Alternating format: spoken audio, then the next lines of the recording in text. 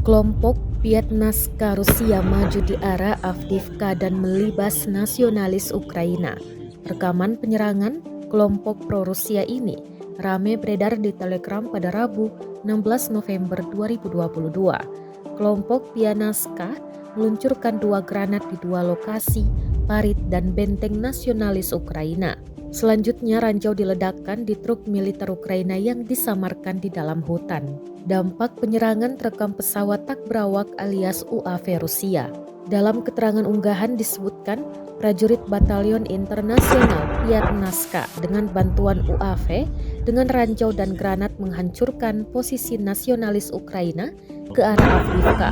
Kelompok Piatnaska adalah sebuah geng internasional yang bertempur membantu Rusia.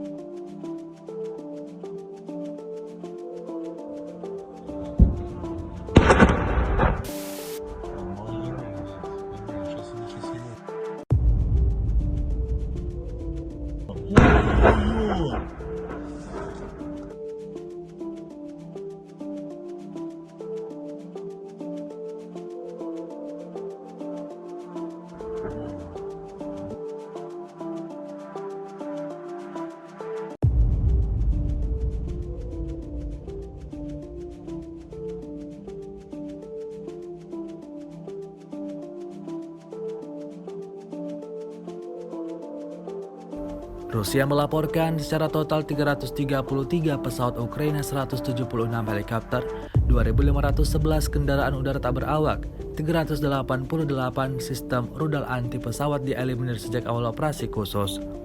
Sementara itu dari kubu Kiev, Kementerian Pertahanan Ukraina melaporkan 710 tentara Rusia dieliminir dalam 24 jam terakhir. Total 82.080 prajurit Rusia meninggal sejak awal konflik hingga hari ke-265.